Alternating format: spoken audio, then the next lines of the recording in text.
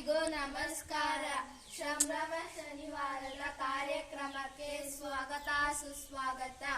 ಆಗಿನ ಕಾಲದಲ್ಲಿ ಆಟ ಪಾಠ ಊಟ ಬರೀ ಇಷ್ಟೇನೆ ಇರ್ತಿತ್ತು. ಈಗಿನ ಕಾಲದಲ್ಲಿ ಫೋನ್ನಲ್ಲೇ ಊಟ ಆರ್ಡರ್ ಮಾಡೋದು, ಫೋನ್ ನೋಡ್ಕೊಂಡೇ ಊಟ ಮಾಡೋದು, ಫೋನ್ನಲ್ಲೇ ಚಾಟ್ಸ್ ಮಾಡೋದು. ಪೌಷ್ಟಿಕಾಂಶ ಆಹಾರ ಮತ್ತು ಜಂಕ್ ಫುಡ್ ಆಹಾರಗಳ ತೊಂದರೆಗಳ ಬಗ್ಗೆ ಒಂದು ಸಣ್ಣ ನಾಟಕವನ್ನು ನೋಡೋಣ. ನಾವು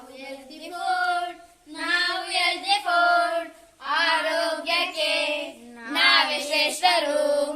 ನಾವು ಹೆಲ್ದಿ ಫುಡ್ ನಾವೇ ಶ್ರೇಷ್ಠರು. ಇಲ್ಲ ಇಲ್ಲ ಇಲ್ಲ ನಾವೇ ಶ್ರೇಷ್ಠರು. ಎಲ್ಲರೂ ನಮ್ಮನ್ನು ಇಷ್ಟಪಡುವರು. ಇಲ್ಲ ಇಲ್ಲ ಇಲ್ಲ ನಾವೇ ಶ್ರೇಷ್ಠರು.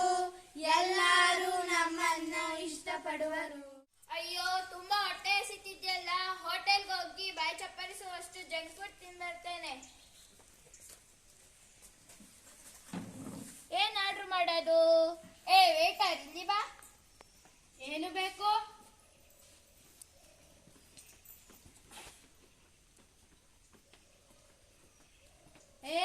ನೀನು ನನ್ನನ್ನು ತಿನ್ನು.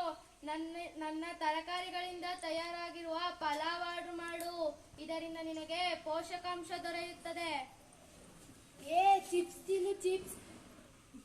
20 kg ಇದ್ದಳು 40 kg ಆಗುತ್ತೀಯಾ? ತರಕಾರಿ ಜೊತೆಗೆ ಹಣ್ಣನ್ನು ತಿನ್ನು, ನಿನಗೆ ಶಕ್ತಿ ಬರುತ್ತದೆ.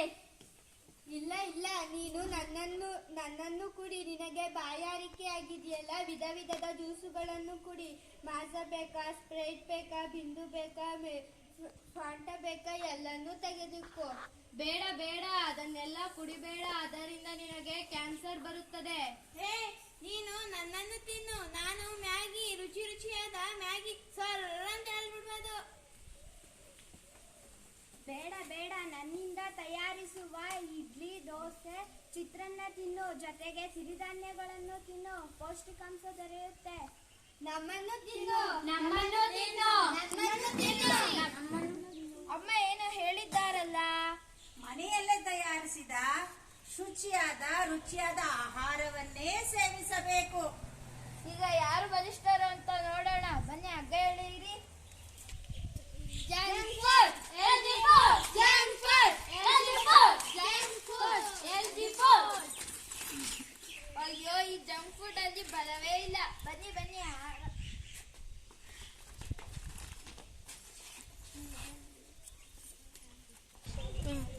ಕ್ಷಮಿಸಿ, ಪೋಷಕಾಂಶ ಆಹಾರವೇ ಬಲವಿದೆ. ಬನ್ನಿ, ಪೌಷ್ಟಿಕತೆ